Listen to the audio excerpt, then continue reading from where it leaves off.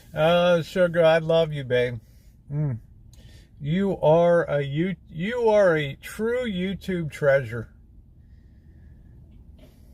One of the greatest things for me was the day I came across your channel around Halloween time with your display on the mantle. Crab sticks, you mean the imitation crab sticks? Yes, I love soft crab sandwiches, yes. Saute them, put them on a Kaiser roll with little mayo, salt, pepper, tomato, and lettuce. Oh, my. Oh. It's a little slice of heaven. So damn good.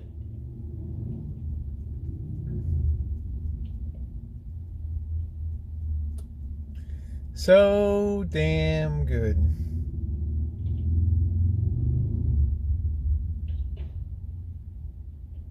Oh, it's a wild situation. Yeah, I don't consider that real crab. That's pollock that's shaped and made to look like a crab.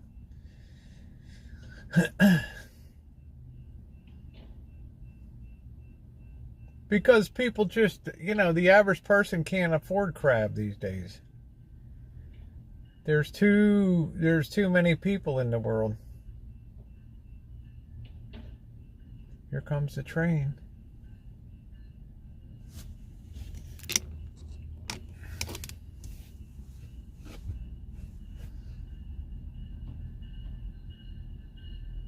I'm not a big fan of lobster. I think crab has more flavor.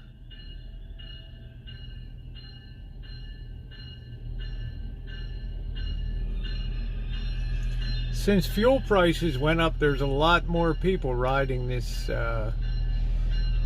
train. Yeah, it's pollock and potato starch, a binder. You probably have egg protein and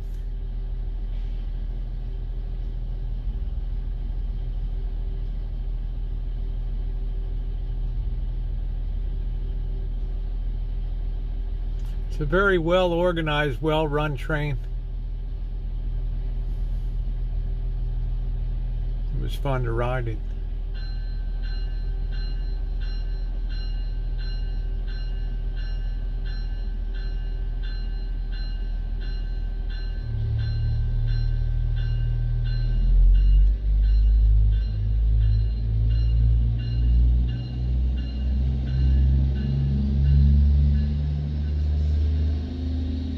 I think crab is tastier myself. I mean, you got to remember back in the day in a place like where the Shawshank Redemption was, in prisons in Maine penitentiaries and up in New England, they fed inmates lobster, and they would have riots because they got so sick of lobster all the time. It was so cheap. Hey, Barry. That's the train. It was very clean. People tend to take very good care of things here. And I thought $3.50 was a nice price to ride down to Petaluma. I had a good time. Yeah, it's kind of chewy, and I just, it doesn't really have the flavor profile. Now they breed the hell out of, they have, people think langoustines are lobster. There's, fake lobsters, all kind. They can fake shit with overgrown shrimp. And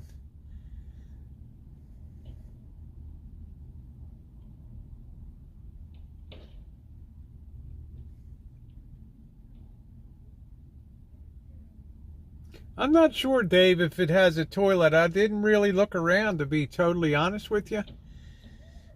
I wanted to go to find a place I could have a table and facing the proper direction. I don't like to ride backwards.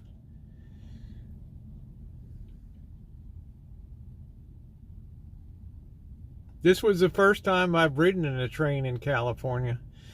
I've taken the commuter train between New York and Baltimore before. Waiting for the train, honey. Waiting for you to come in, Robin, on the train. I'll come here every day until you show up on the 605.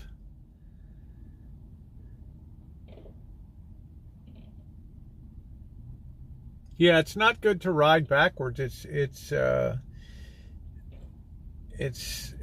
it can induce a lot of vertigo on people and things, because it's a sight you're not used to seeing, things moving backwards. Yeah, I rode subway in Mexico City, and it was a very well run, very efficient subway system. And let me tell you, Mexico City's a huge freaking 35 million people or something.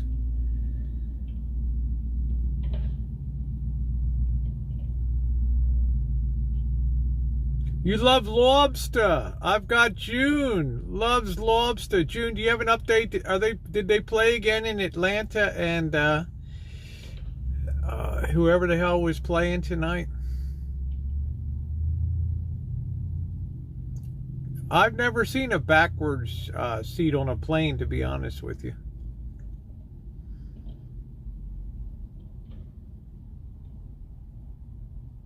Well, it depends which line you're on in New York City.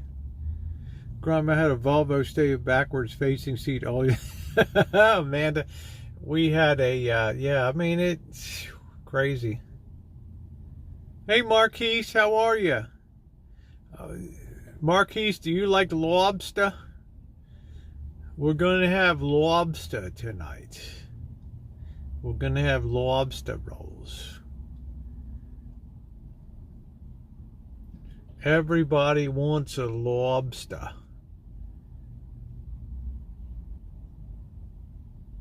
That's the way D-Nice, when I went to the Central Plaza in Mexico where the presidential palace is, and I have a video of me coming out of that subway, and in front of me was the spectacular Metropolitan Cathedral of Mexico City, and the size of that thing was just absolutely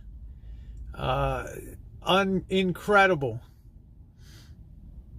So if you haven't seen my Mexico City series, cue it up on a playlist and enjoy it. I went to the most dangerous neighborhood. Bald and Bankrupt never went near as deep into Tepito as I went. He hit the outer street of it. Big deal, dude. We went all the way through to the very end and encountered some real thugs in there. It's lucky we didn't get the camera smashed and broken and hauled off to some dark shithole somewhere. Cab's down in Mexico City now.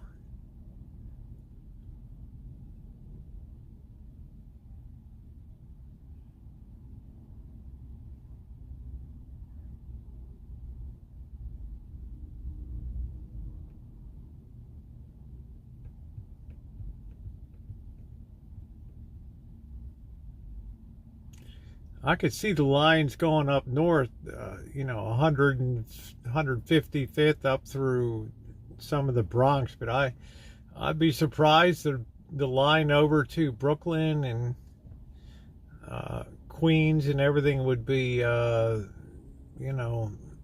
unsafe. I love lobster. I ate some for my birthday. It's Libra season, celebrating my 32nd birthday. Good for you.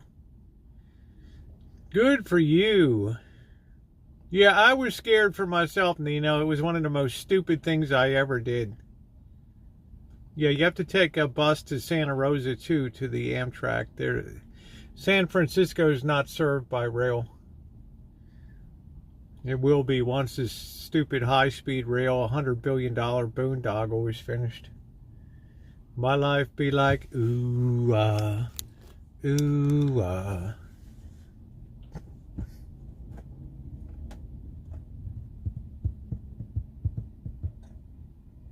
Yeah, did they win today? Who were they were playing the Mariners. They walk-off won. But I'm wondering who won the game today. Atlanta. I can't remember who they were playing. The game was delayed or something. I don't know what the hell happened. Probably a weather situation or something. Just watching the sun, watching the sky, honey. Just relaxing.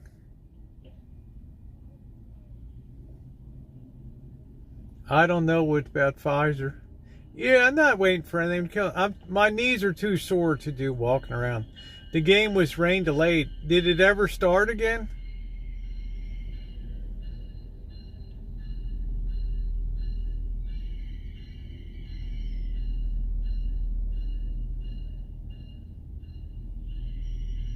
We're just watching the train to Larkspur pull in.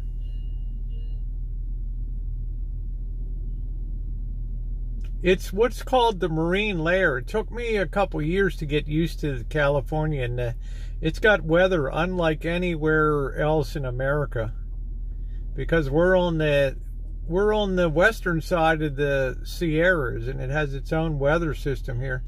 And at nighttime, because of the cool air out on the ocean, 50-degree wet water, these clouds come rolling in at night in certain times of the year, and they cover the city. It's called the marine layer, and they drop the temperature down, and then it takes till sometimes 10, 11, 12, 1 in the afternoon to burn it off. It's kind of a cloud, but you don't get a rain. Atlanta 3-0 in Philadelphia. Yeah, Phillies took game 1.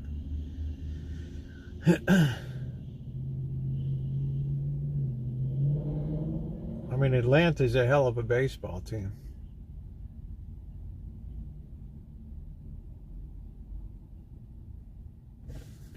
Oh, shit, this thing's still not. Son of a bitch, man. What are we doing? Keep charging, dude. Don't stop. Don't stop. Yeah, I grew up. Yeah, it moves fast. If you've ever been down in San Francisco and saw how fast the fog rolls in over the bridge and over the hills in Mill Valley there, it's amazing. Thank you, June.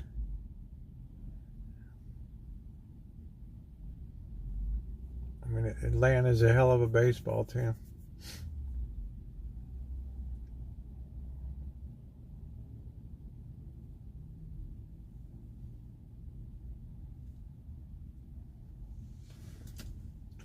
Just thinking about. That's funny. Think you smoke too much? Yeah, thank you, June.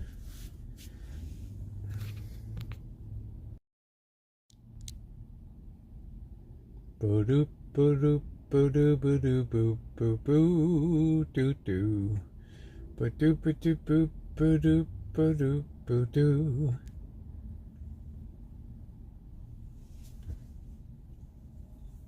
Well, I don't know. I kind of enjoy the desert. I don't think I could be like Wonder Hussy and just live out in the desert all the time. It doesn't have enough diversion. I like to be in urban areas and be like where the action is. I don't want to be out in the countryside in the desert. It's not my deal.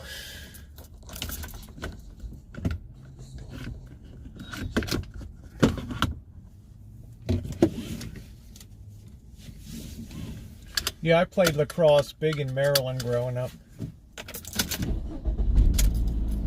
For the Cathedral Crusaders. You wouldn't dare have that name these days.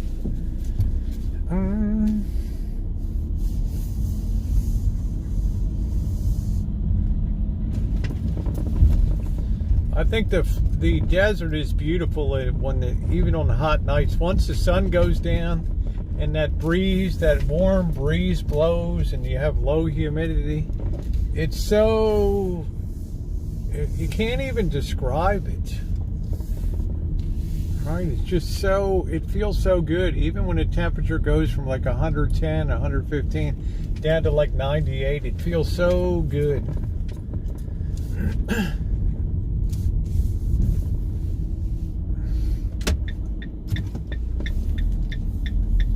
Let's go see if we can see, let's pop over to this one neighborhood, see if we can see any decorations or anything.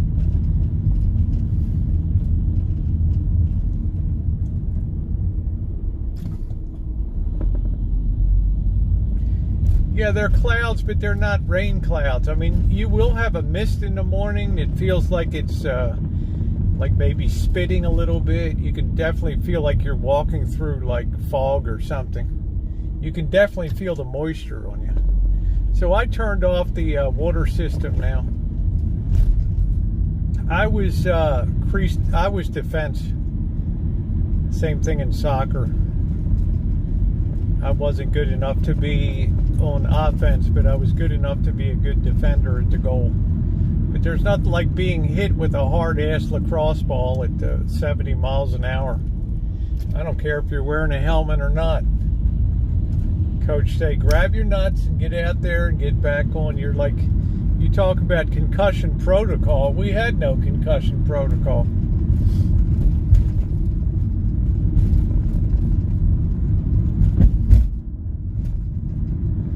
My life be like, ooh, ooh, ooh,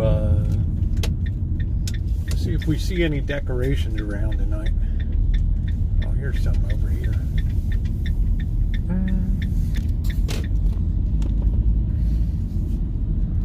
That's pretty poor. Of course, I shouldn't say that. I don't have anything up.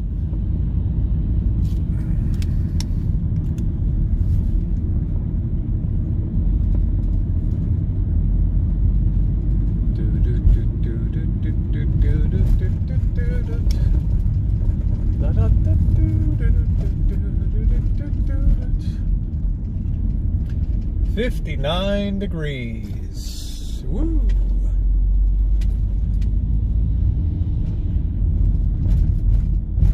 Yeah, it's a very painful, it's the most painful ball in sports, besides being hit with a golf ball, which you shouldn't ought to have happen to you unless you're crowding somebody. I mean, I slammed a golf ball off my instep ankle bone.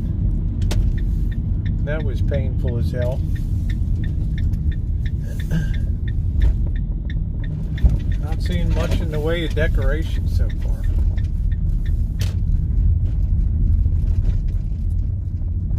Yeah, it just gets that dampness here. Some of these houses are definitely spooky. This is the apartment house of doom ahead.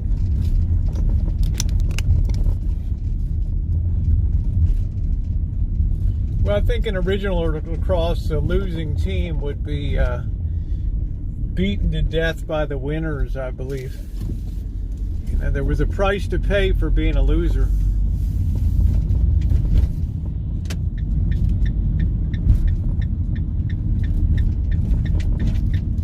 Yeah, it's called playing for keeps.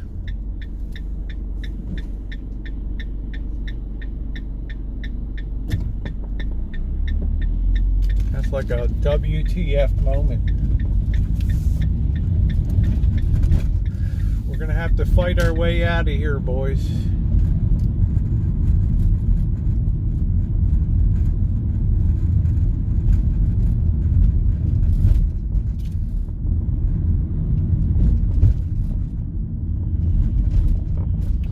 Maryland, New York, Long Island, Virginia, North Carolina, always very hotbeds of lacrosse. My college was always a perennial top 5 in the nation. University of Maryland, Johns Hopkins, Loyola.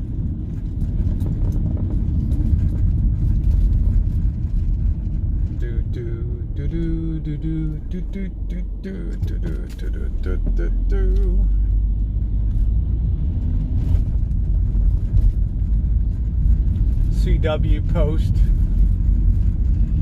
North Carolina, NC State, Duke, always perennial. UVA, always perennial powerhouses. Johns Hopkins, always good.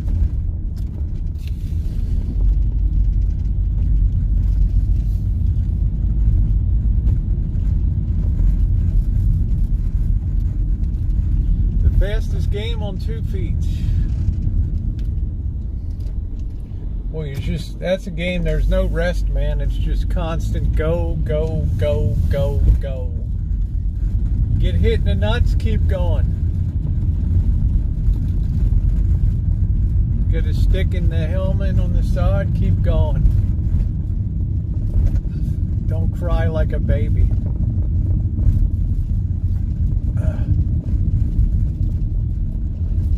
Let's go over to North Avenue here.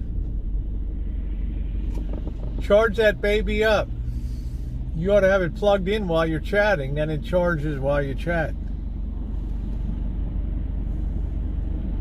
Ooh, ooh, I think we'll go up this way. Nobody's really coming.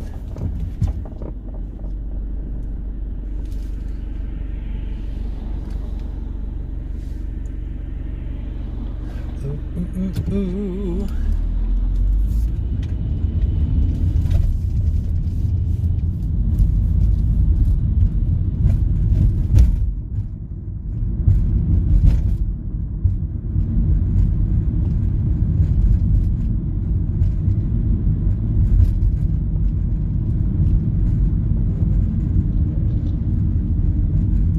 Might be a little too early for that fancy neighborhood to have their stuff up.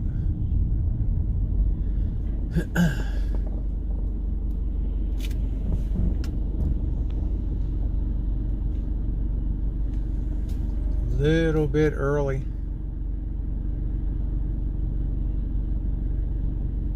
No, I don't think he makes a mess. His messes tend to be small. I told him don't bring a lot of stuff in.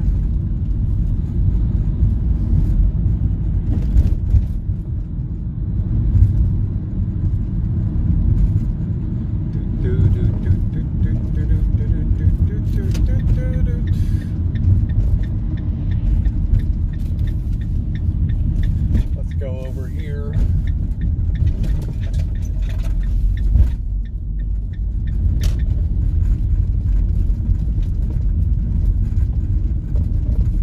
I don't see anything over here. Let's go over to the main event street here.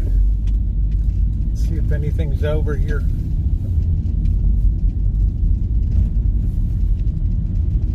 I don't even give them the time of day. I showed proof of my ownership 5 years ago. But some people don't get the memo. So I don't really care. Yeah, nothing up yet. Nothing up.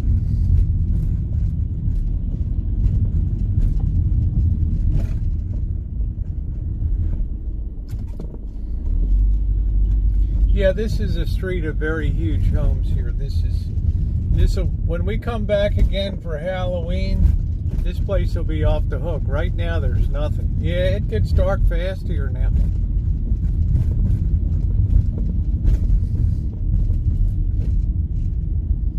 Yeah, there's nothing here right now. Nothing.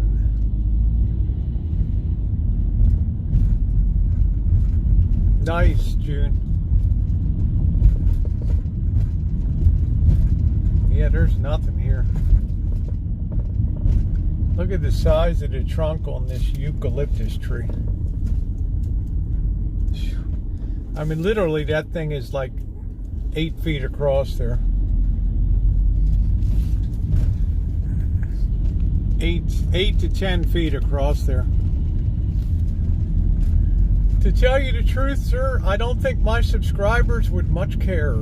I think they care more about the kind of person I am than what I own or I don't own. I'm not known for being a shallow person.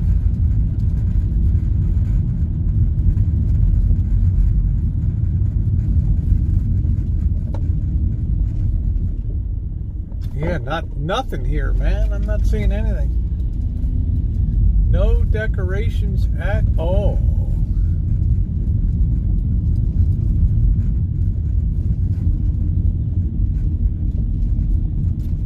Not one house. That's going to change when we come over here again. You're going to see 1 million people on this street. This is where everybody in the city brings their kids to trick or treat because the candies they give out are top of the line chocolates and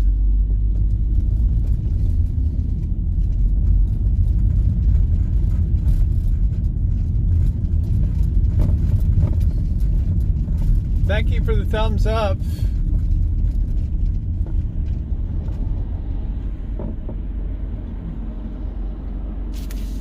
I don't discuss my personal life, Robin.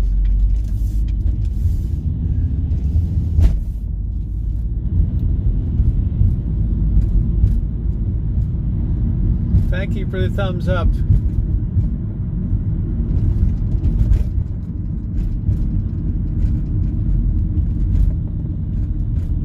Well, thank you, Nina. That's why I never get concerned with BS.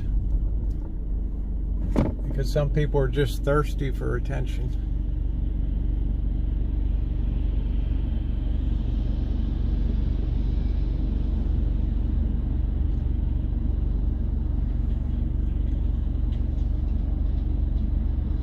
Kind of weird that Marine Lair has a break in it down there. It's coming in on the coast, and then you see like a band across the middle, and then it comes in.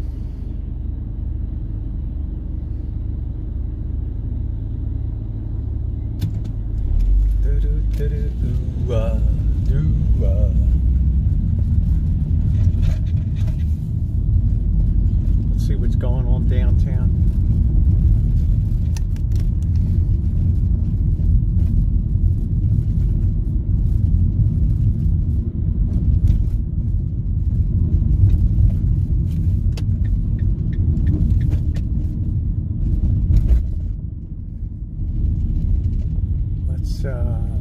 Let's roll down 4th Street here.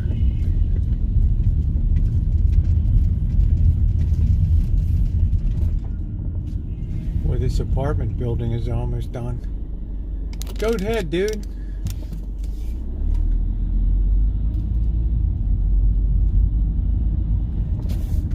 Let me go ahead and fix something here. Oh, shit. Hold on, guys. I gotta fix this thing.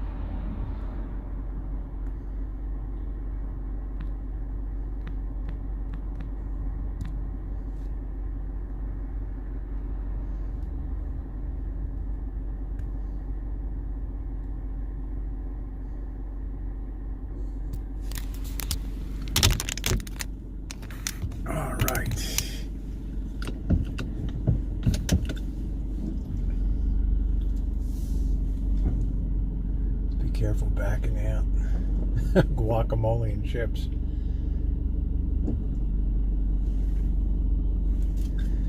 June, are you a native Spanish speaker or English speaker?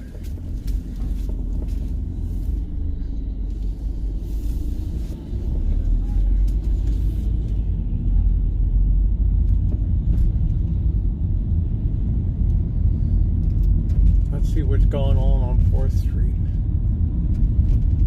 Surprised I haven't seen too much up for Halloween. Okay, June.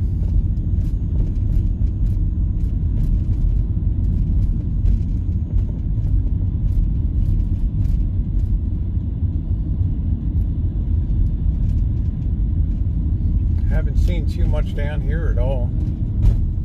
Anywhere in town. I guess it's a little too early. I think this weekend and especially next weekend. Gonna get some of the kid out and put that up.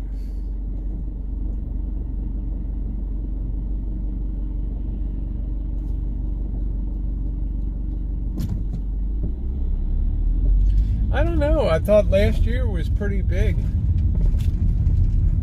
I can't say about New York. I'm sure over in Brooklyn or Queens they do it up over there.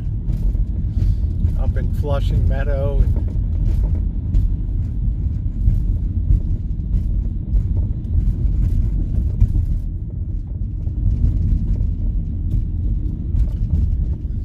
much going on downtown.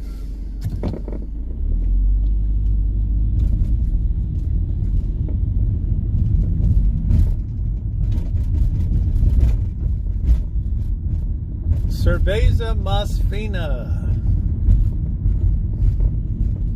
Best beer.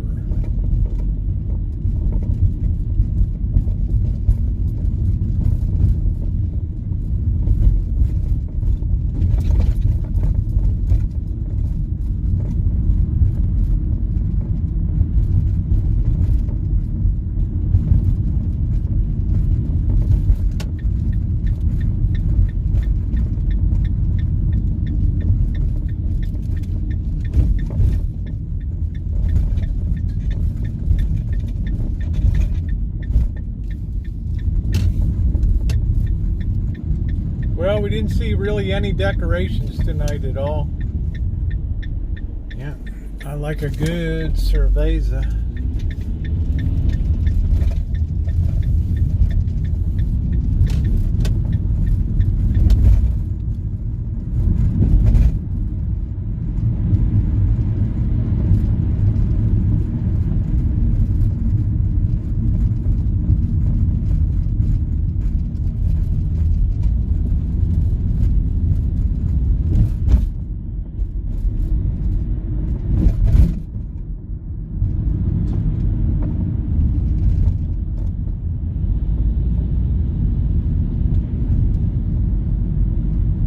Too early, I guess, for decorations. Hey, Darla, or maybe people just aren't this. I don't know. It's too early to judge. It's only the 12th today, I think.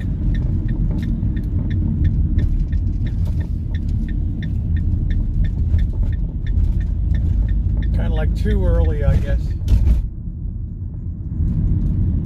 You best believe I'm going to have a cerveza or 2 or 3.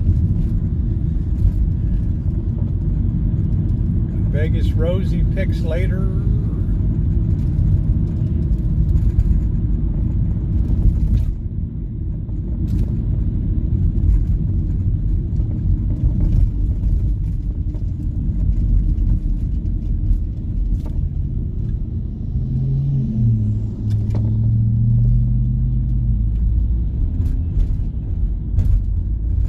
$57 degrees. Hey, P. Carver, how are you doing?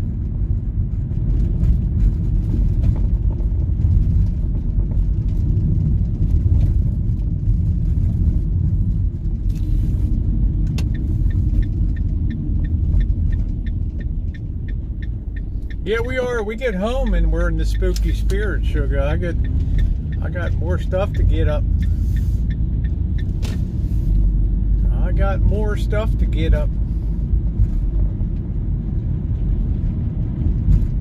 Yep, the marine layer is all over top of us now.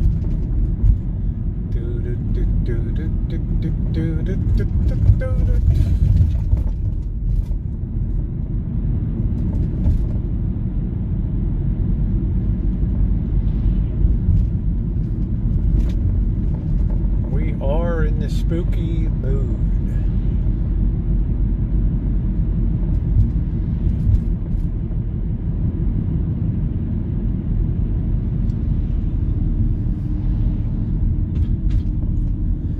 Yeah, that's coming up, Robin.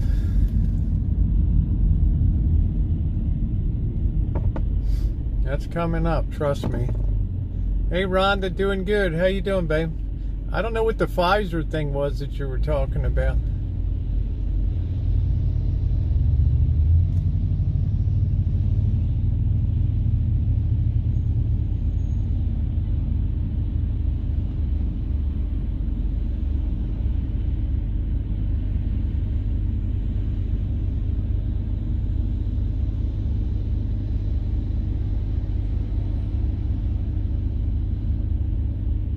Never seen a city with so many emergency services rolling around.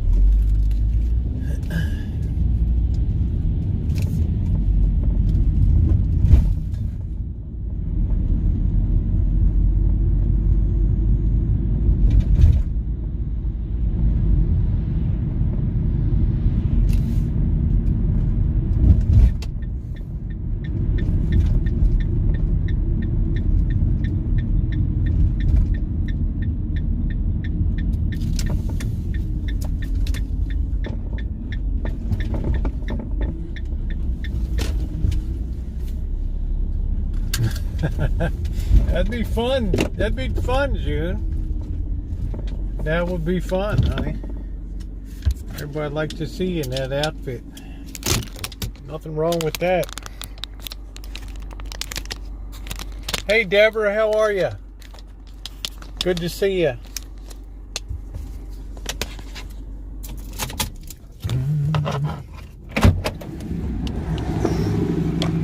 Oh. I've officially turned off the water for the season.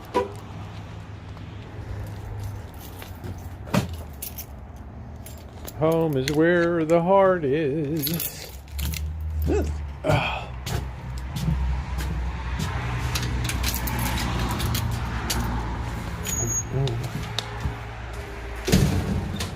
think Bird's asleep already.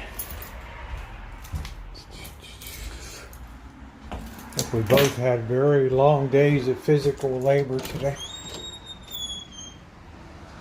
I left. Ooh, ooh.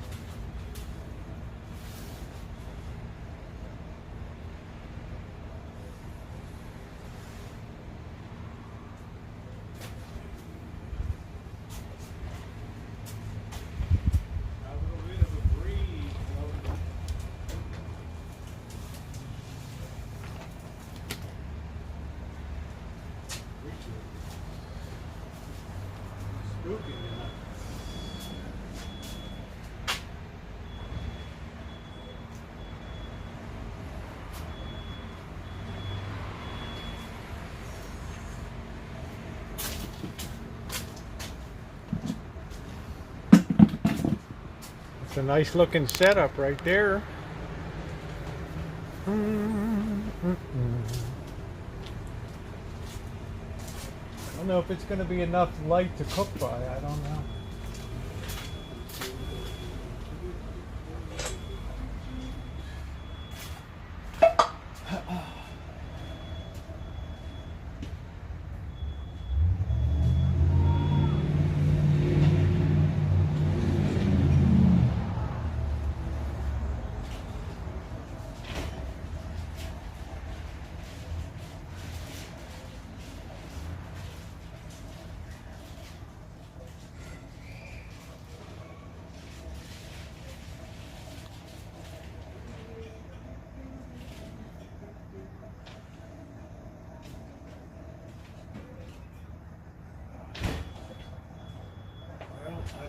I forgot to thaw the chicken out.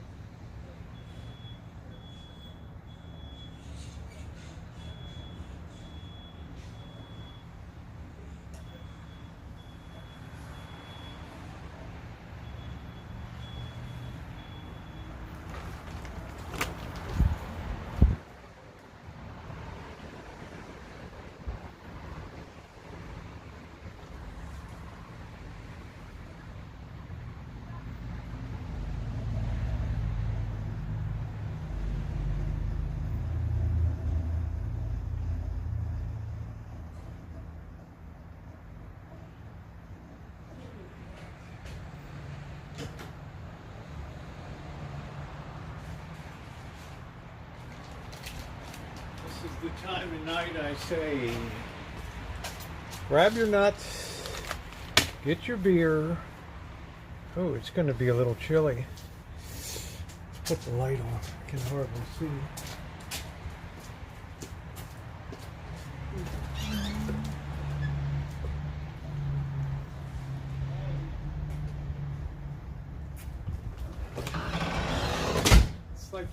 It's like mostly thawed. Maybe I can put it in some water. I don't know. Hold on a minute.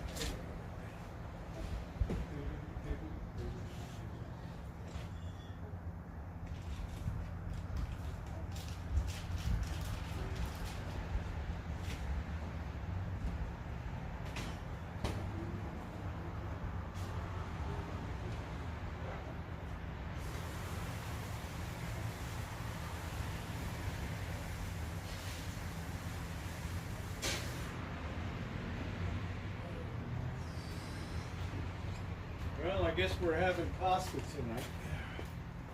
It's not cold enough. Ooh, it's chilly.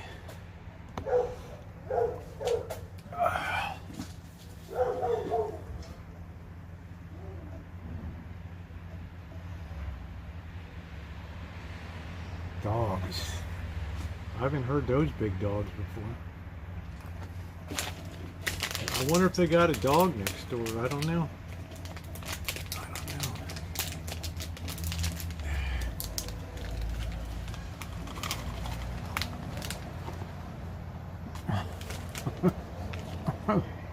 There you go, Dapper.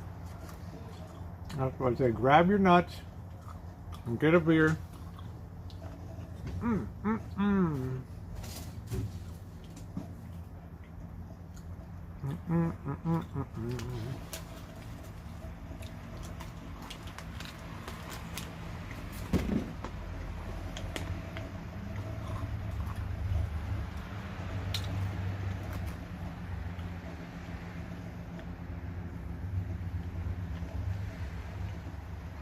Trying to get the side chat on.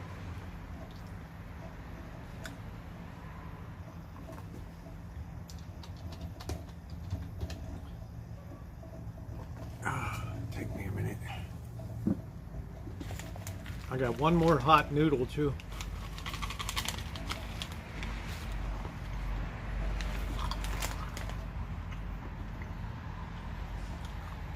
Damn, come on, dude.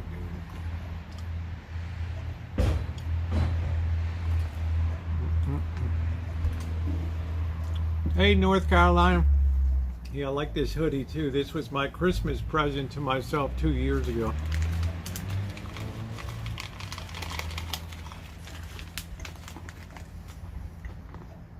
It's nice and warm.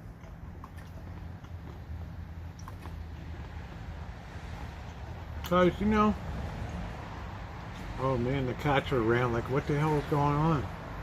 No eats.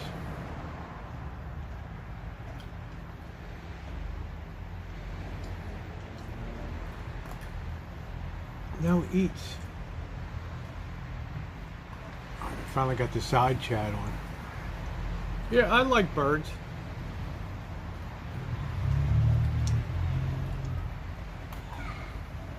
Yay, I finally got their side chat on. Yay. There we go.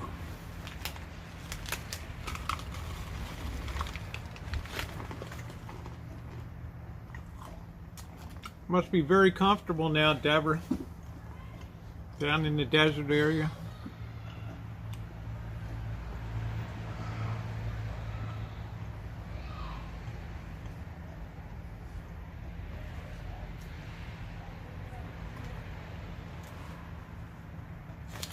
Wonderful.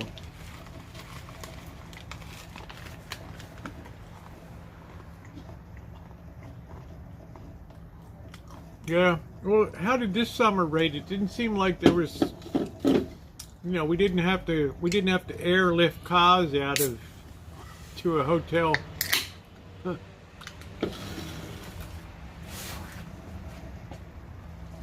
I think we had higher temperature here than there. We had that 115 degrees, 100, 112, 115, 114.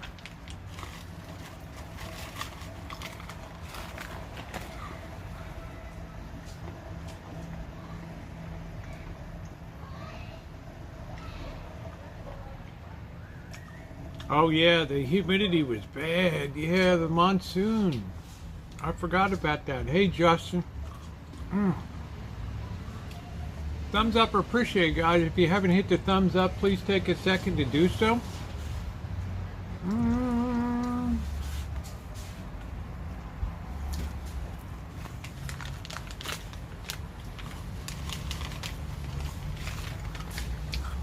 Alex, I'd just be a bum. How about that?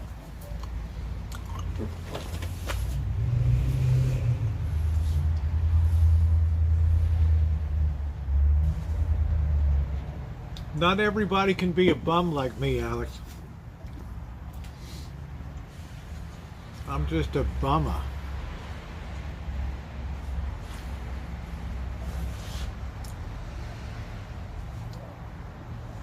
Yeah, the cats are all wandering around like, what the hell? What's going on? Wake up, bird.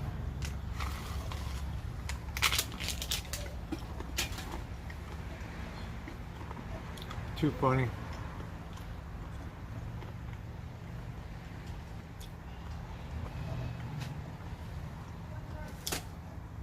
Alright guys, let's do something fun here. Oh, I know, it's just a troll. I entertain the trolls, Deborah. Alright, here we go. I've always been interested. I'm going to look up tonight Bellagio restaurants. And I want to see the restaurants that are there. And I want to look at the menus because I think you got to be pretty special. I think you got to be pretty special to run a restaurant there. So you got the Prime Steakhouse. Chef Jean-Georges Von der Richen invites you to indulge in prime steak and seafood. This place is right in front of the fountains there. Learn more. Let's check it out.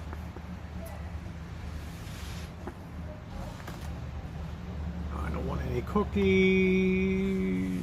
Kiss my ass. Here we go. Book a table. MGM reward members with gold or greater status receive priority dining reservations. I mean, let me show you guys this view. Look at this. I mean, that view costs money right there. Right? Look at that view.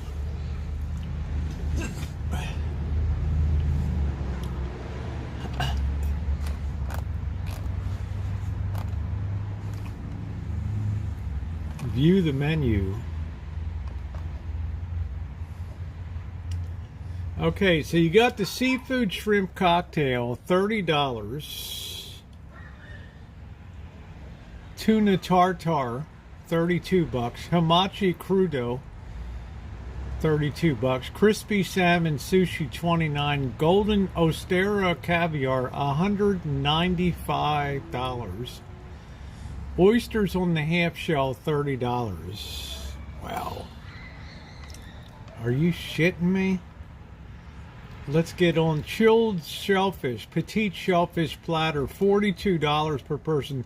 The grand shellfish platter, $74 per person. Main lobster, jumbo shrimp, oyster, clam, and mussel. Hey, how you doing, Ron?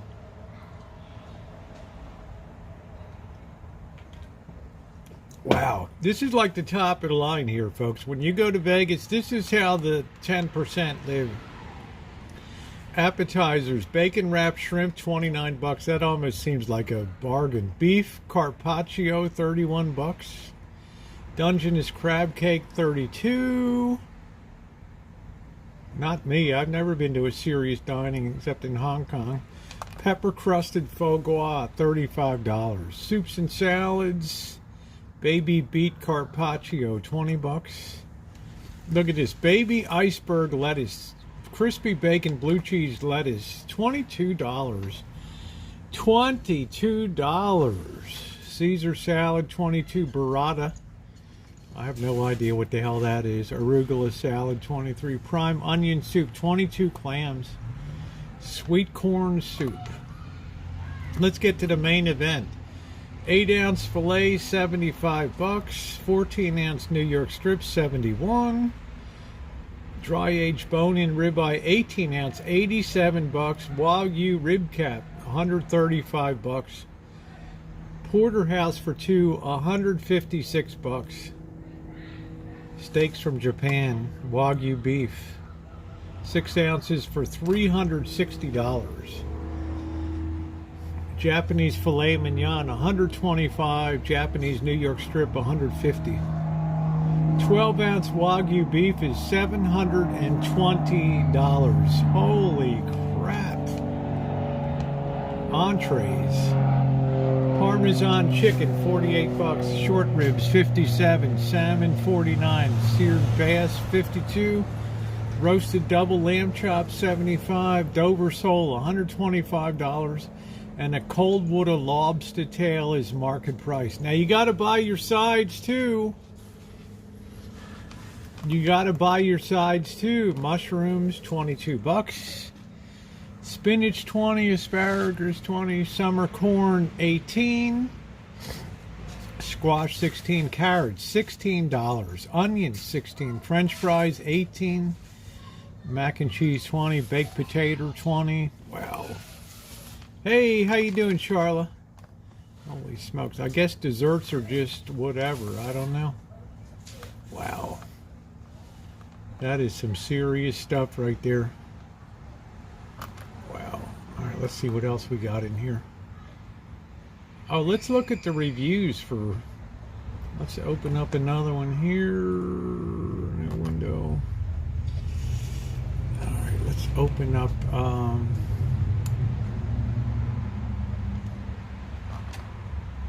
let's see, what was that? Prime Steakhouse. Prime Steakhouse Bellagio. All right, let's see.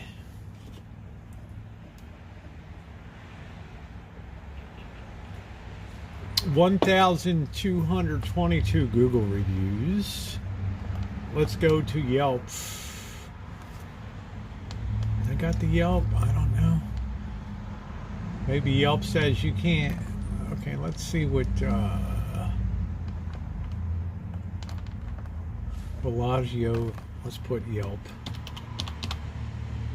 Yelp reviews.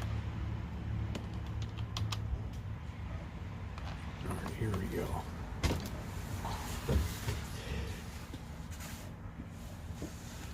New York. All right, here we go. Let's see what they said. 1,439 reviews, 4 stars here. All right, let's check it out. Oh, it's nice, Ron.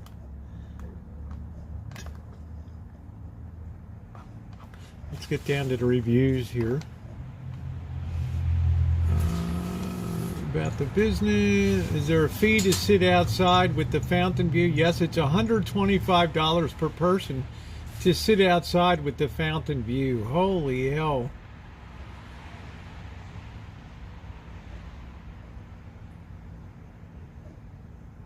Wow. All right, here we go. Brought me here. That's back in 4/8.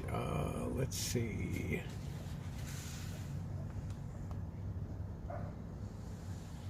That's a long time ago, that was. It's like the oldest. Let's get the newest, baby. I don't give a shit about the oldest. All right, here we go. Let's get them up, honey. All right, here we go. Want to go to a fabulous steakhouse, 1011. Amazing views. If so, Prime is it. The outside steakhouse oversees the fountains. Chose to come here for my birthday with my La Familia, and it was amazing. Howard and Jesse served us, and they did an incredible job. Wagyu rib cap, perfectly cooked. Father had the lamb chops, 5 different sides. God, man, I would have hated to see your bill. For dessert, they recommended cheesecake and ice cream, both fabulous choices. Wow. Wow, wow. 3 stars from Cedric, not the entertainer. Baby socks. Mama cat. I went to this was 10/10. I went to this restaurant for my birthday. We were hoping to sit outside to watch the water show while we ate. Unfortunately, the weather wasn't cooperating. However, the staff did their best to get as close to the window as possible so we could still enjoy my special evening. The food was just okay. Unfortunately, I got the lamb for my entree and the salmon for my appetizer. The salmon with the crispy rice was delicious. However, the lamb was just okay. Okay, it was cooked well, but I didn't care for the flavor. The service was excellent, though. That definitely made the experience positive over star. But yet the guy gave it 3 out of 5 stars. That's a 60. You failed, right? Lindsay C gave it 5 stars. Don't know what the other reviewers are saying. The food is top notch. We ate at literally the latest possible to ensure we got the seating by the Bellagio waters. Everybody seems to give it a pretty... Uh-oh, here's one. 10/1/2022. Oh, shit. Here we go. Here's from Laura M. from San Francisco. Boyfriend and I expected so much more from this place. We had better steaks and complimentary bread at Texas Roadhouse or even Outback. Fine dining for overpriced, awful steak that was hard to cut through. They had 1 steak sauce that was good for our ribeye and New York steak, 3 shrimps for an appetizer that we could replicate at home. Well, hello, of course. The only thing good about this place, we got patio seating and we're right in front of the fountain. Well, let me tell you, honey, you didn't get charged $125. The hosts were very pleasant, overpriced. I chose the place, but I agree with my boyfriend that we should spend our money elsewhere. Go if you can afford to waste money. If you want to see the fountains, just the show on the street for free. Be careful accepting photos taken by the restaurant if you're not willing to spend a third of the check. Holy hell. Holy hell. Oh, here's John G. from Honolulu on September 30th. This place is overrated. Food was mediocre and service sucked. The waiter bought our food and never came back till we asked for the check. As far as atmosphere for a supposedly higher-end restaurant, you're crammed in like sardines. This is a one and done, baby. Well, you got the one and me never, man. I'm a never and done. All right. Most people are like, they're pretty good. 5 stars. Excellent start to finish. All right. Question is it worth the price, right? Let's see. Anybody else real pissy about it? Let's see. She's smiling in there. How much did that plate of macaroons cost? Susan R. from Kansas City was looking forward to our reservations. We had patio seats. Fountain view was very nice, but you can't hear music. My friend and I had the sea bass, which was very dry and overcooked. The side dishes were cold. Another friend had the filet and thought it was good. The prices are extremely high. A glass of basic wine is $25. Well, look at where the hell you are. Right? All right, let's go over to the Encore here. All right. Check out something else. We'll do one more, and then I got to get something. I got to get some food into me. Okay, let's see. Encore.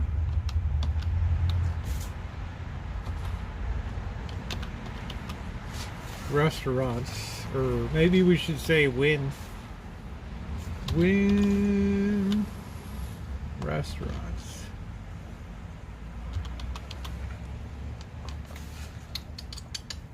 Cats are all like, when's it eating time? What are we doing? We're wandering around waiting to eat. What's going on? We're all over here. You're like, what's going on?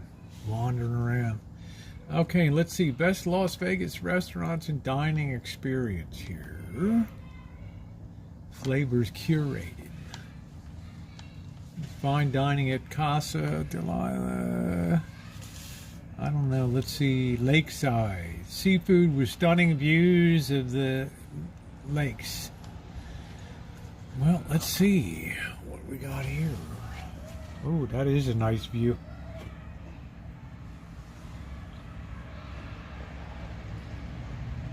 You get your own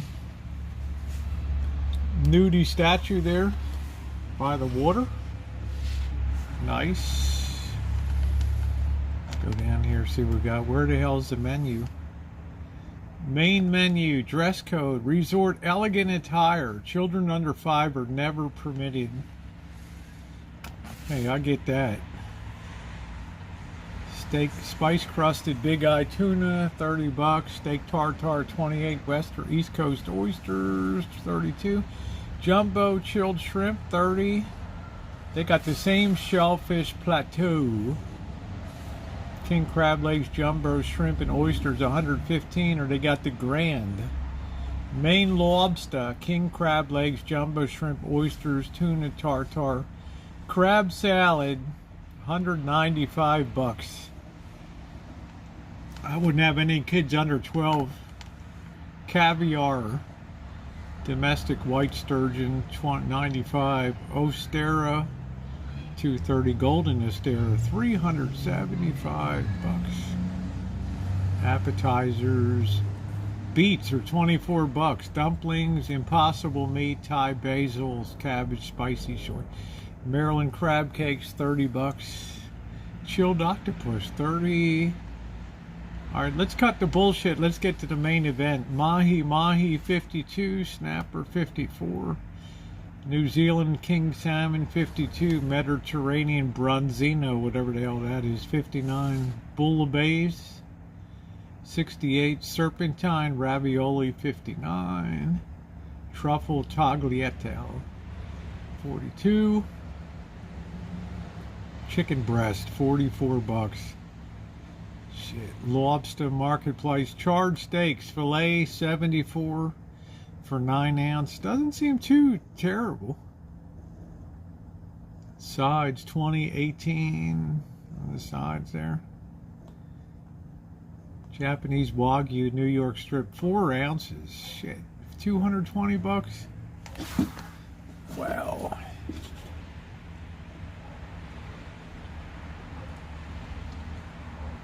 Read it and weep, guys. It ain't for you and me. Vegan crispy dumplings, impossible meat, $22. Roasted heirloom beets, $24. I guess you can eat pretty cheap if you want all the taste taken out of your food. Carrot cake, $14. Sorbet, $12. That seems like a bargain. Carrot cake, $14. That didn't seem really insane to me, right? Let's see if we ring the bell. In the kitchen with David Middleton. This kid looks like he's about 18.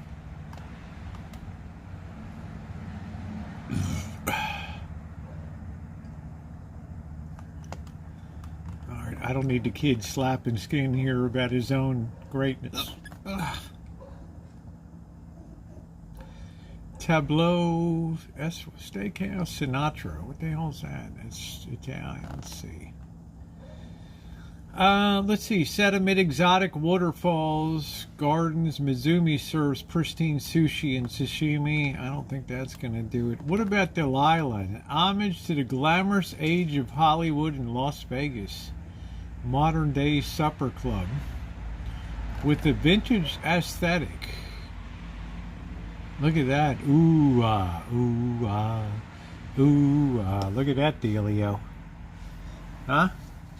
That's just right up your alley right here, Amanda. You're like in Hollywood 1938 again, honey. Waiting for Orson Welles to walk in. Menu, main menu. Dress code. The attire for ladies is always elegant and dressy. For gentlemen, the attire is collared shirts or polos. Shorts, sports apparel, tank tops, and open-top shoes are not permitted. No children under 12.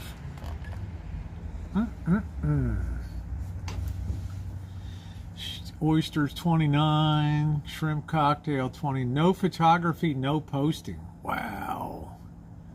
First time I've ever seen that. To honor guest discretion. Black truffle shooter, 17 bucks. Austere caviar donuts. No pictures, please. They don't want any chumps doing pictures here. Tradito, looks like the famous chicken tenders, $27. Foie gras French toast, $32. Salads these days are all like 24 bucks. Crazy. Dover sole, 74. King salmon, 49.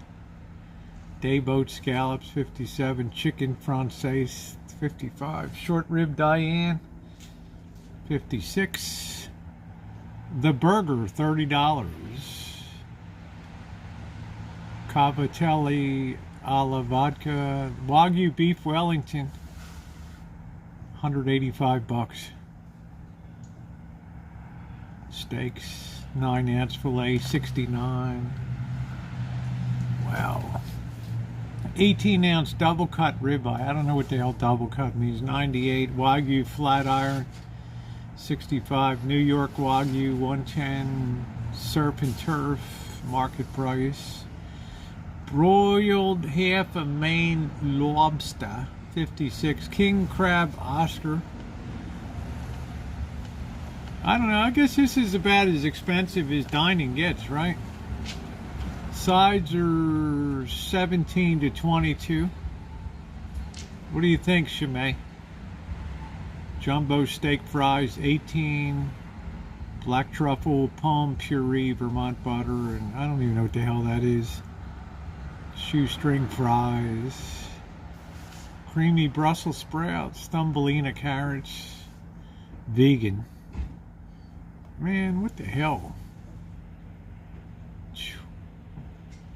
Impossible burger for 31 bucks. Yeah, take my ass to Denny's. Okay, this is Delilah. So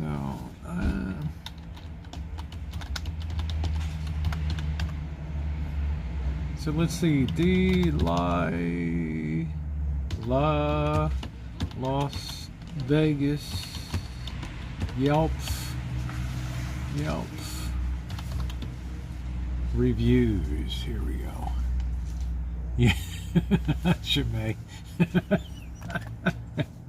Here we go.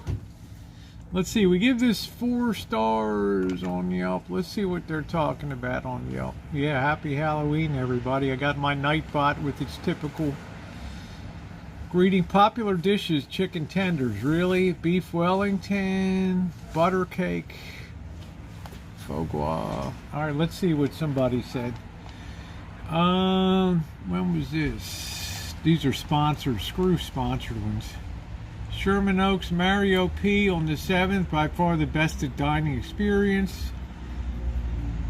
Show entered during dinner. No photos are allowed, but you're allowed to chain photos without flash on your phone. The workers are not allowed to take photos of you. Huh. The experience good, but the food was average. It wasn't the best food I've ever had. We ordered a scallop, salmon, vodka pasta, potatoes au gratin, carrot cake. Man, you ate everything, dude. From Whittier, California. Y'all must be rich. This is still Sin City's toughest reservation.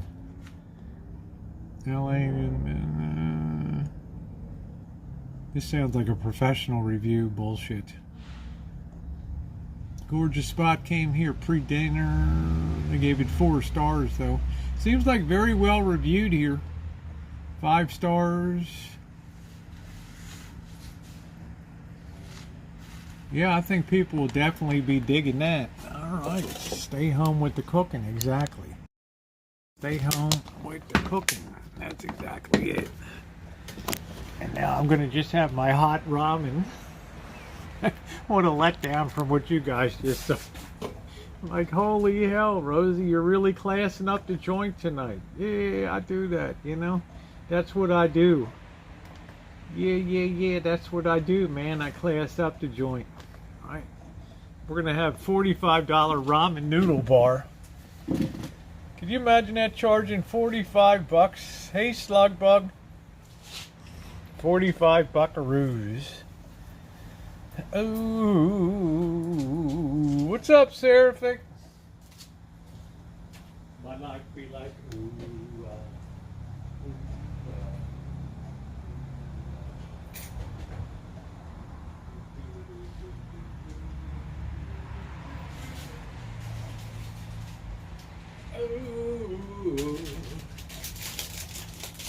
intensely crazy.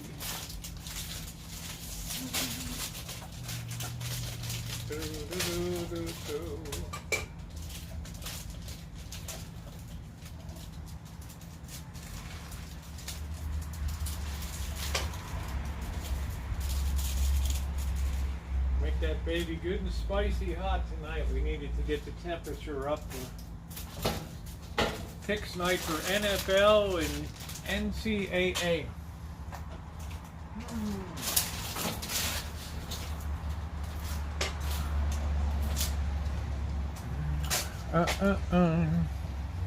Yep, thumbs up or appreciate. Thank you guys. We finally made it to 100 thumbs up tonight.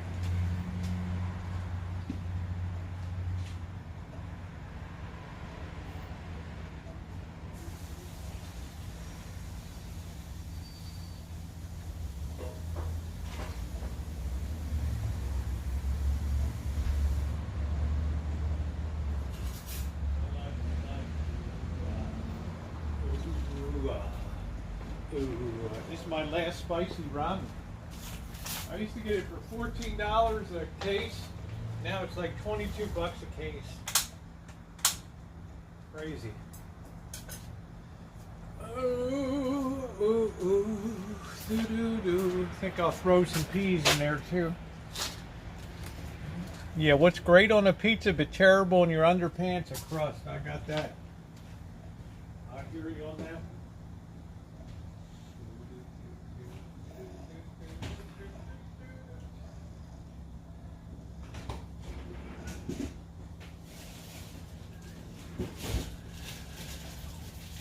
Throw some peas in to bulk this baby up. Some of the grocery outlet bargain markets. Fried pistano. I don't know what a tostones is. Sounds like nuts or something. Like these kind of nuts or something. Is that what it is? I don't know.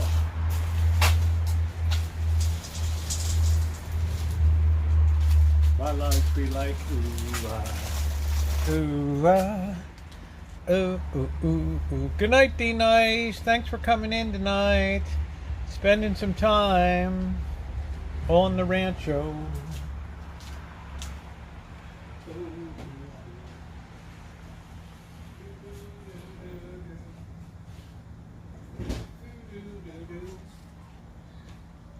Do do do do do. Do do do do do do do. Oh. We got that cooking up. Yeah, it's easy to use.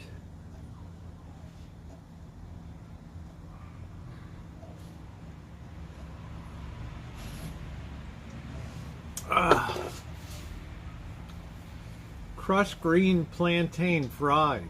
Okay, I mean I've had plantain before. Puerto Rican food.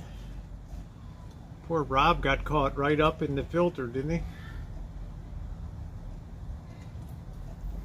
Oops, there goes another channel. Do do do do. Do do do do do.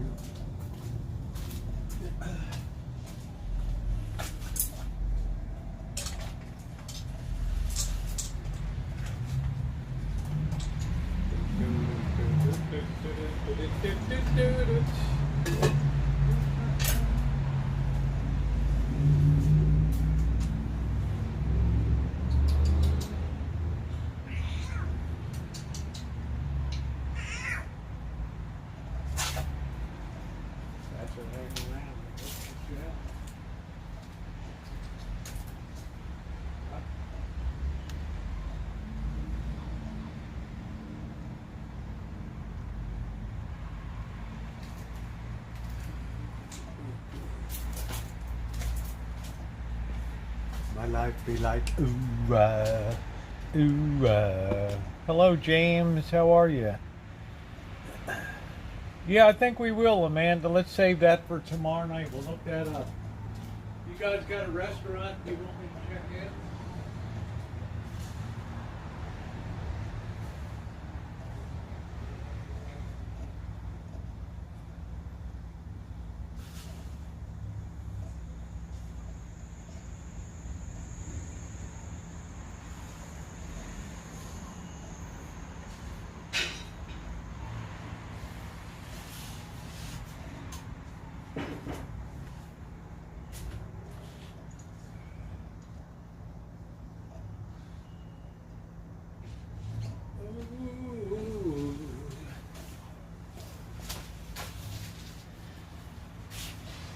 Feed an eyeball, nice and crunchy.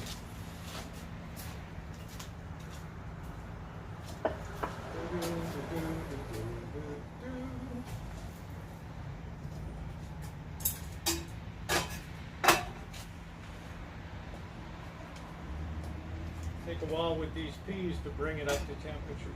Ooh, we need a spoon too. Ooh, ooh, ooh, ooh. What'd the fish say when it ran into a concrete wall dam? Oh, shit.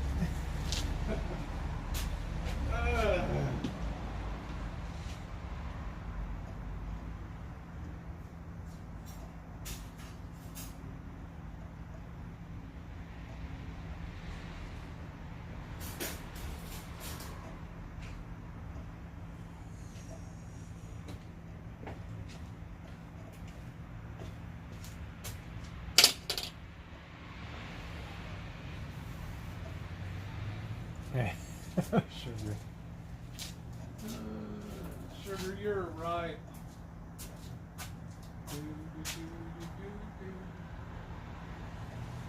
In San Francisco. We're starting to get good. Let that cook up real good.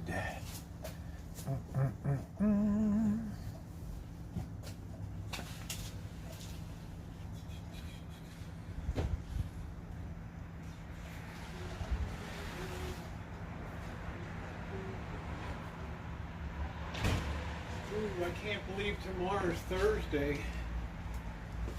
I think I'm going to have to work in the morning. Catherine, you relaxed and fell asleep. That's a good thing. Thank you, Slugbug. Thumbs up are definitely appreciated.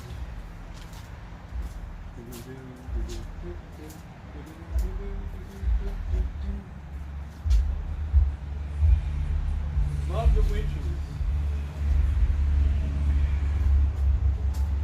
The witches of the Rancho.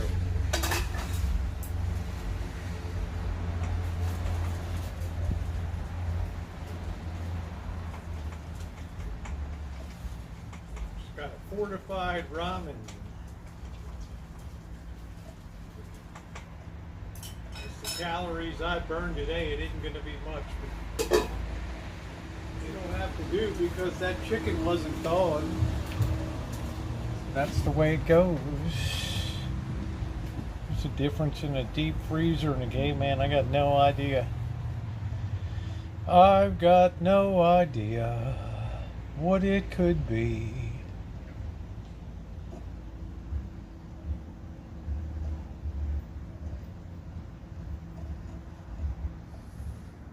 My life be like, ooh, tomorrow my grandson Lauren, we're going to New Year's, see the latest of the, oh, that's the day.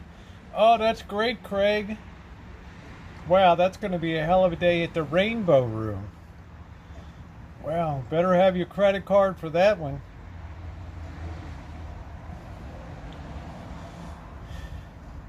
Say you love me, it will be forever.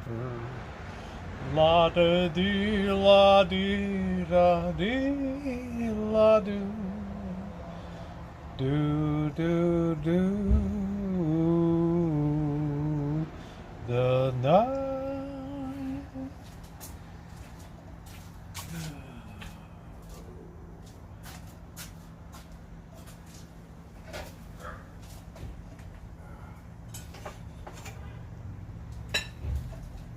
All right, it's time to commence eating. Got a really nice hot noodle with peas tonight. Jen's not around. Ooh, ooh. Hello, Cheryl S.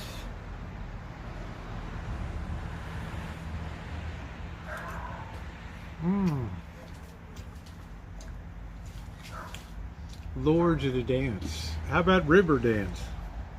All that clogging, people left with a headache. Like, what the hell? No more. No more river dance.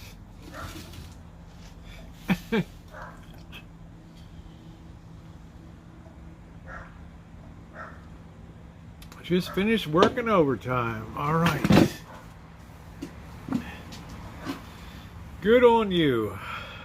Work is good for the soul. Yeah, my city called my chase card and everything.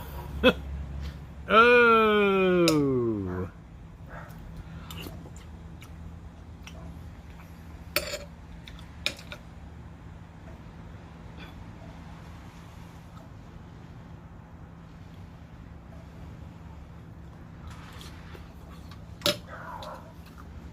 Man, sure less is management, man.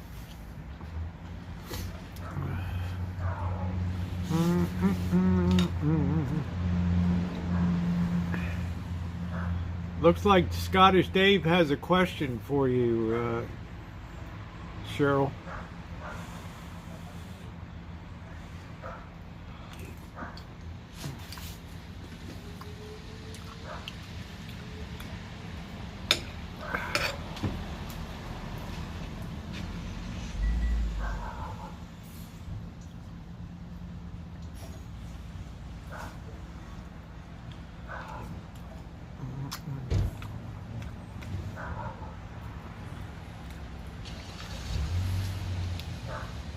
Ooh, nice and hot.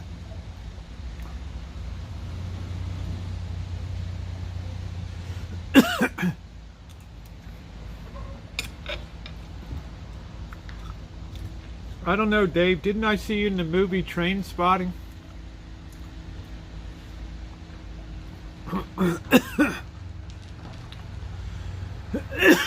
Man, that's spicy.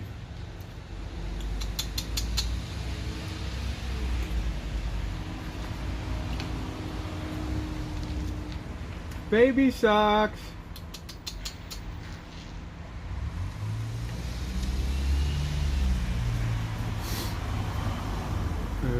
Ooh, 98 out. Didn't they do something to reform the hours that you get as a flight attendant, your downtime now?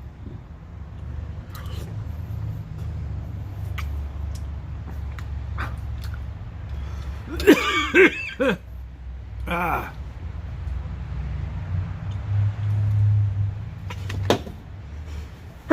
Oh, the spice hit me right away. Oh shit, here we go.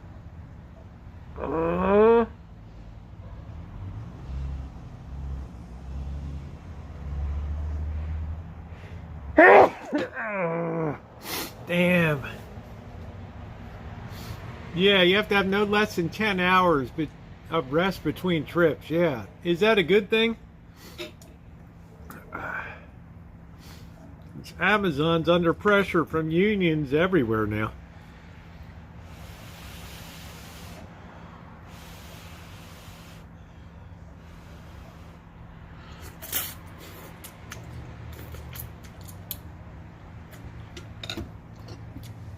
I like it, but this Korean ramen, hey Boston Mark, this Korean ramen is so damn spicy.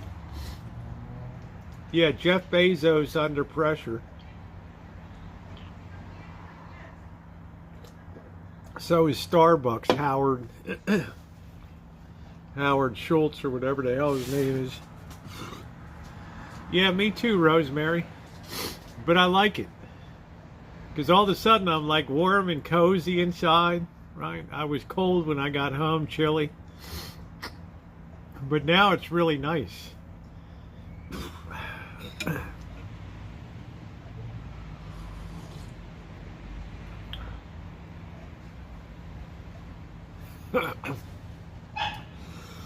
That's it, Craig. I think you bought it too. You went out and got some. Shit.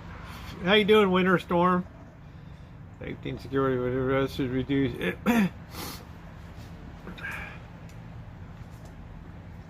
Well, I'm glad, James, that they straightened some shit out for you.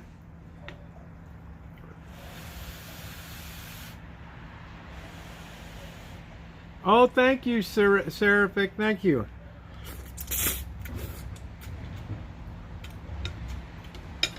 I do like making little cinematic features. I'm going to try to put something together for Halloween.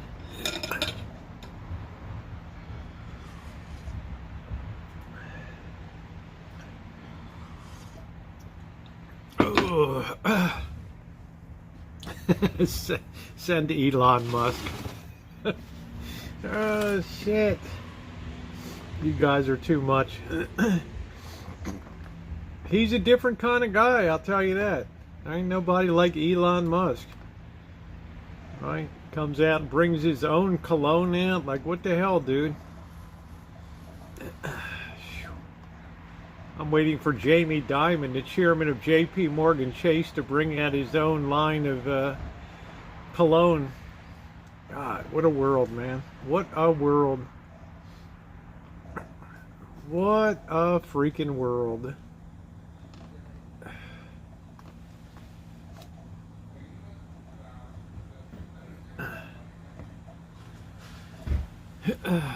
Not mine, Dave. I'm not going to be blowing any covers off. Spices don't do that to me.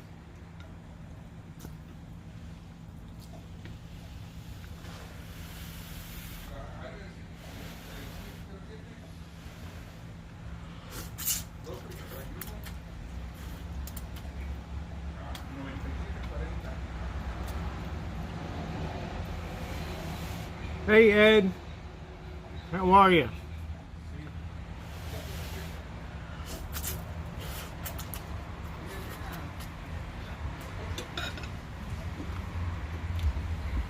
I don't know, I really rarely fart.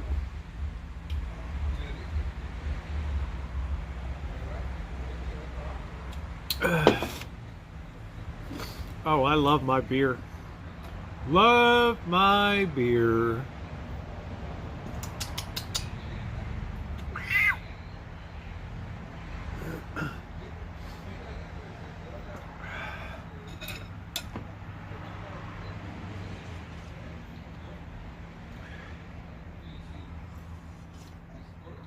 In the event of nuclear explosion, put your head between your legs and kiss your starfish goodbye.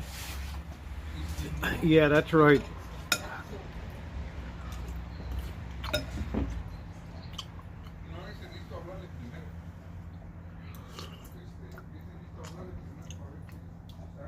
That's what it is. You have to really, this is like the spiciest, this is like the spiciest one you can have.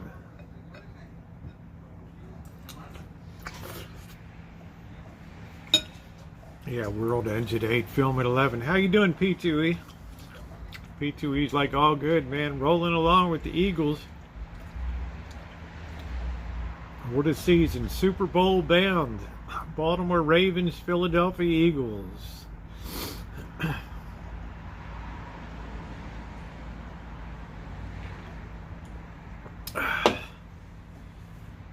Oh, I'm sorry you're hurting today.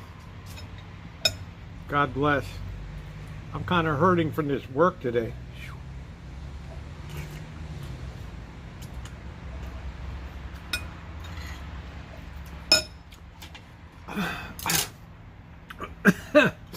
Ooh, got a snoot full of spice there.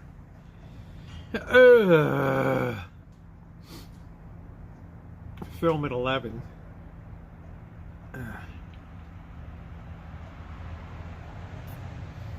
Man, that's spicy mofo right here. Shoo.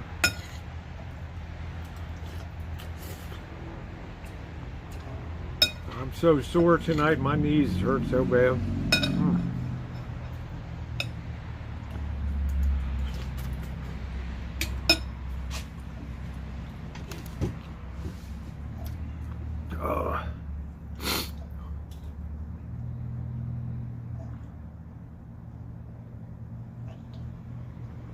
Oh, that beer's good. Pardon me. Cats are like, what happened? Everything's so clean out here. I don't know what that means. Have you ever been in the arena?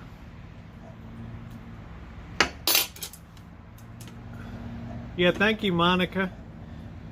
Your world champion Baltimore Orioles. Time to pull out the flannels. I know it's getting cold.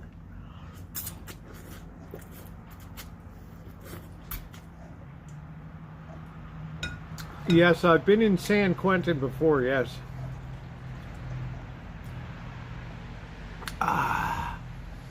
Don't wear jeans.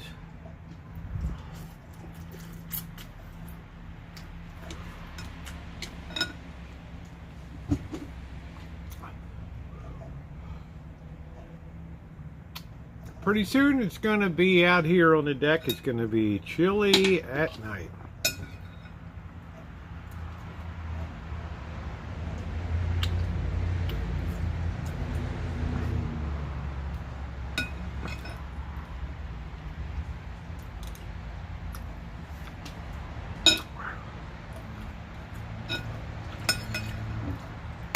Dave, you must think I'm some career-hardened criminal or something, dude.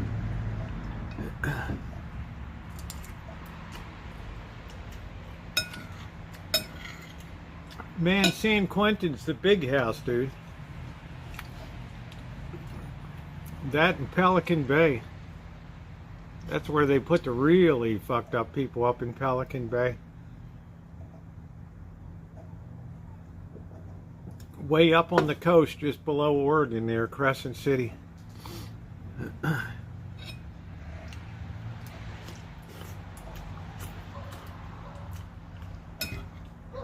That's like where they put the criminally insane and shit. I don't know, Amanda. You have to be serving long time. Turning them all loose.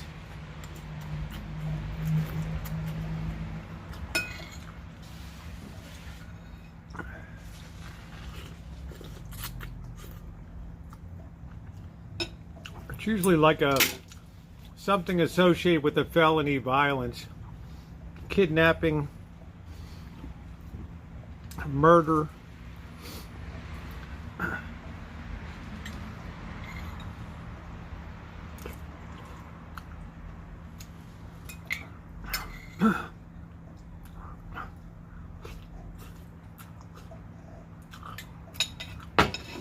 Pelican Bay's where okay, there it is. Atlanta won. Oh, okay. Okay, Mandy, take care, sweetie. Thanks for coming in.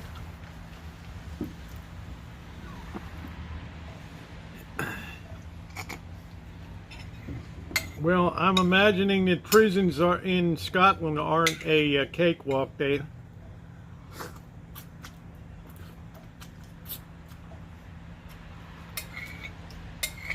They must have a lot of thugs there.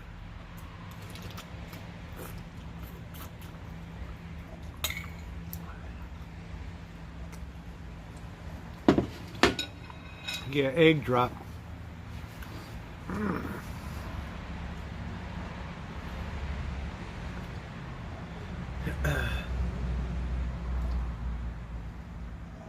That's it, sugar. Well, you're down in Carolina, right?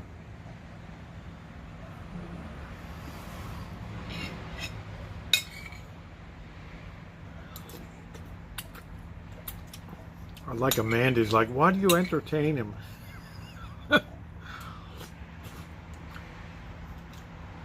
Hey, Monica. I got to go to work too tomorrow, but not that early.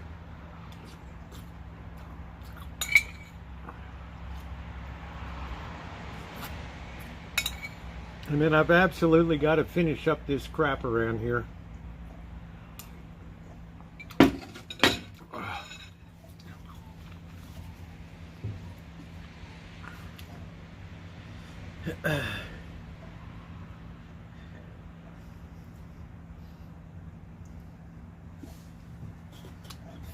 Entertain too.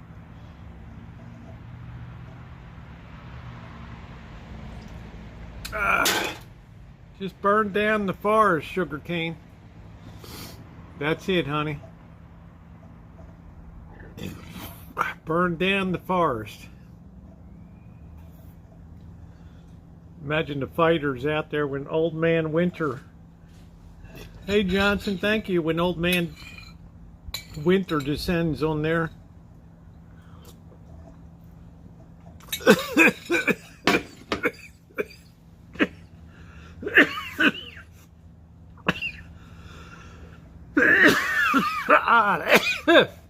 Went right up. This shit's so spicy. Yeah, man. Well, I'm not gonna have a stroke, but son of a gun.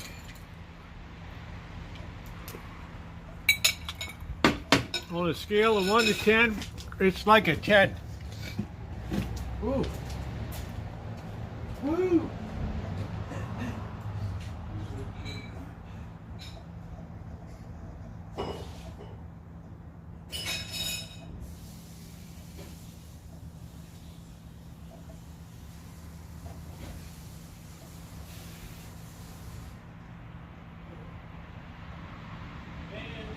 Hotter than a $2 bill.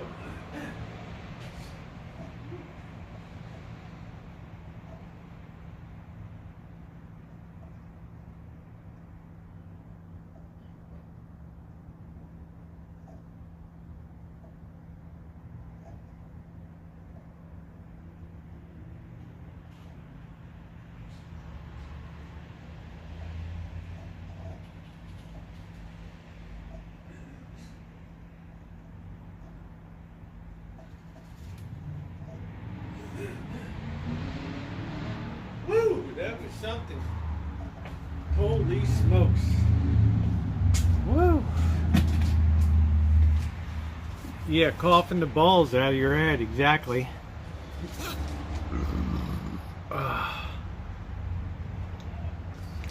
I'm none the worse for wear there, sugarcane. Honey, if I didn't stroke out with this workload I'm doing here, I'm in such prime shape and just physically walk miles.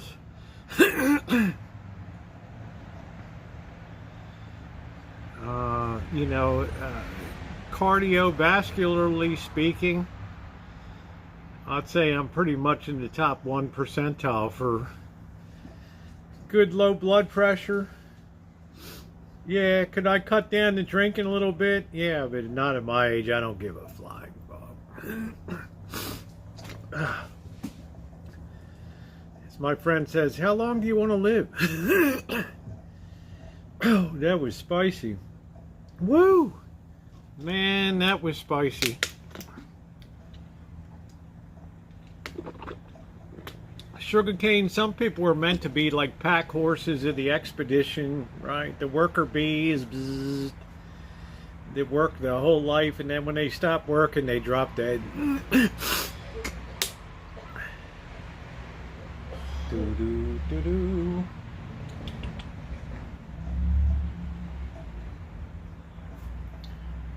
Cats are like, wow, no feed tonight, no chow.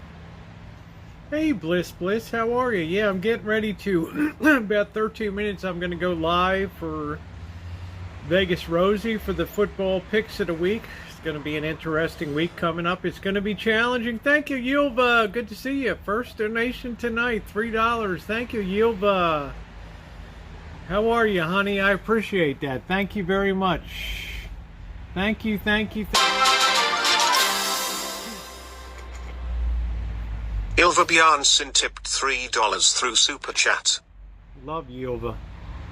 What a good, solid, steady supporter of this channel. No, I don't really have digestive issues that way. I love you, Ilva. You're so wonderful. Yeah, Joe's okay. Joey D likes to take time off once in a while, Cheryl.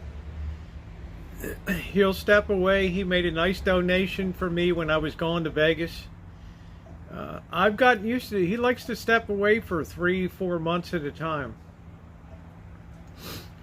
Yeah, he's fine. He looked fantastic last time I saw him. A couple months ago when Terror was up here.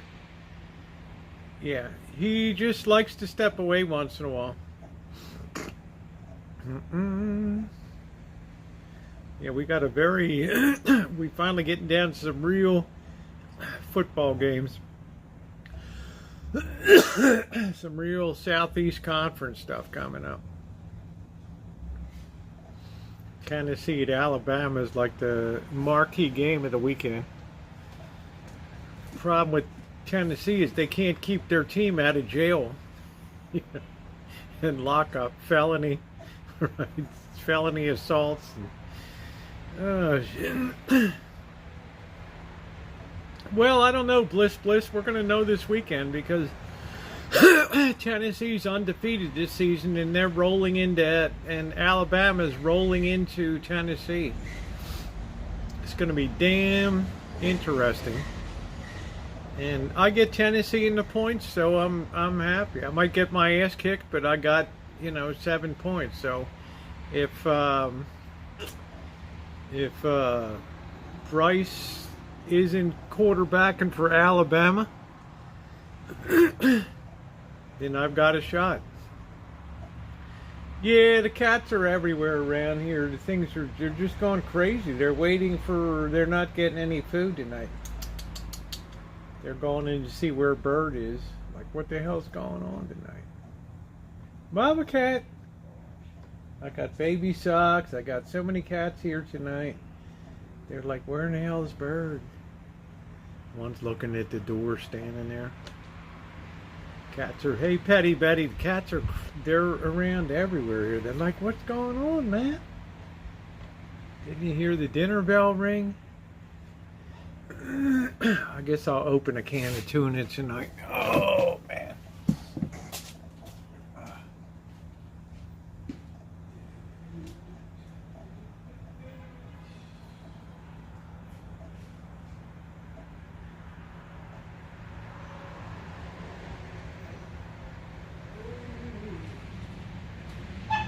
This pains me, guys. But I gotta do it. Gotta do it.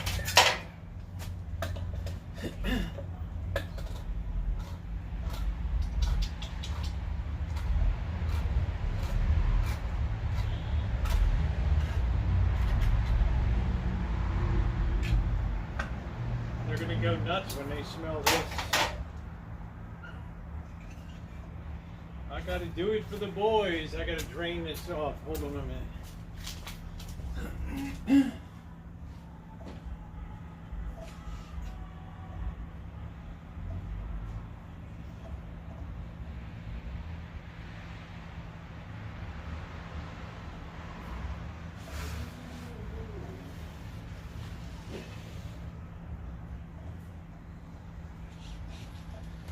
Guys are eating better than I am tonight.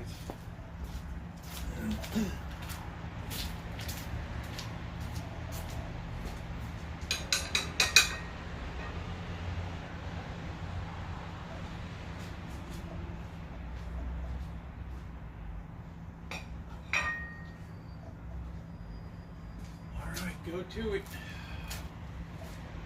Go to your feast. They're like, oh, I can't believe we got tuna tonight. Are you kidding me? We got tuna tonight. We got tuna. We got tonight. There they were. They're all feasting away.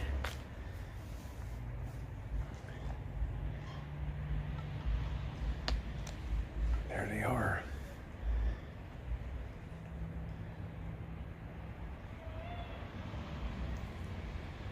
There's the whole crew. There's Mama Cat coming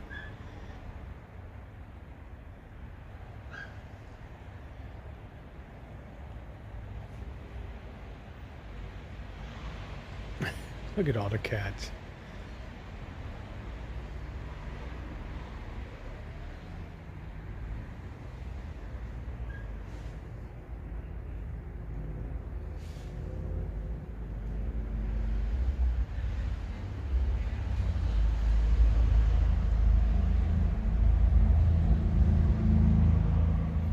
They're eating good in the hood.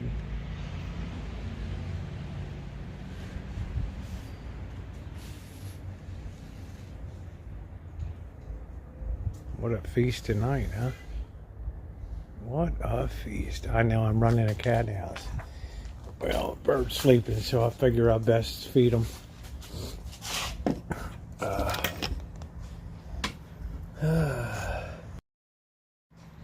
Me and the bird take care of business around here. Yeah, they're multiplying. We're going to be overrun. Our feed bill is going to be... thank you, Yulva. Our feed bill is going to be so high here. Yeah, I don't know what to do, sugarcane. It's, you know, it keeps Bird happy. So if Bird's happy, I'm happy.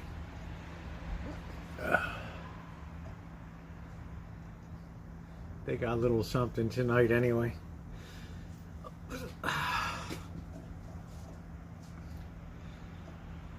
I don't know, we're preservers of life here, you know what I mean? It's like tomorrow you'll see a little animal that was on the Rancho here, about 8 inches long, and featured him on the video. And you know what the hell, man, I don't ever take a life, you know, if I can help. Right, they provide a lot of joy around here. No, ain't nothing, Dave. I mean, Cat Smalls paid for the food for the last 2 times I brought the big bag. And I never kill spiders or anything. Even when they're assaulting me, and it's like really frightening times in the cemetery, and they're jumping on my leg, and I'm still not right. It's very frightening. Right. But I figured I'm nice, so they're not going to bite me.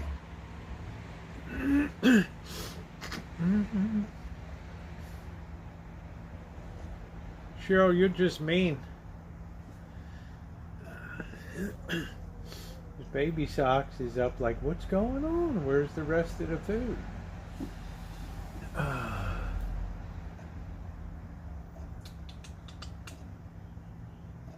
Baby Socks is like, what the hell happened tonight?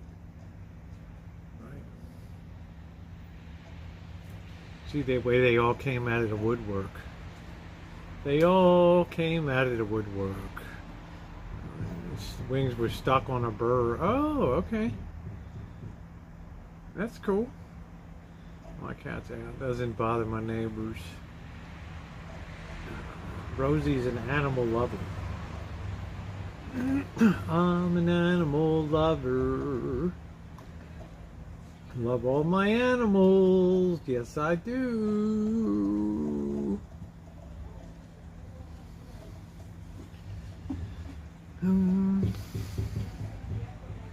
No, Patty Betty, they've not. I mean, they'll walk around me, but if I made a move towards one of them, they just go away about 10 feet.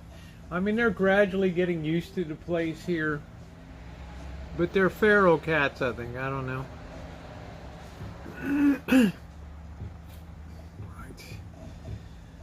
On that note, guys, I think I'm going to close down for the night. We have Vegas Rosie coming up with college and pro picks coming up for the weekend. 29 and 18 on the season. We got a really tough card coming up this week. Let's see if we can really make some money. 12 bets are rolling.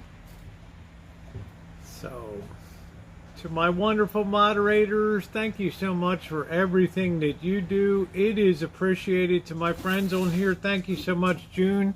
Everybody else, Jerry, Catherine, everybody else. Thank you so much, Shemay, all my wonderful moderators, Jody. Everybody else, have a wonderful night, and video coming tomorrow. More work on the Rancho. Well, Gling, I'm going live in a few minutes again, so thanks everybody.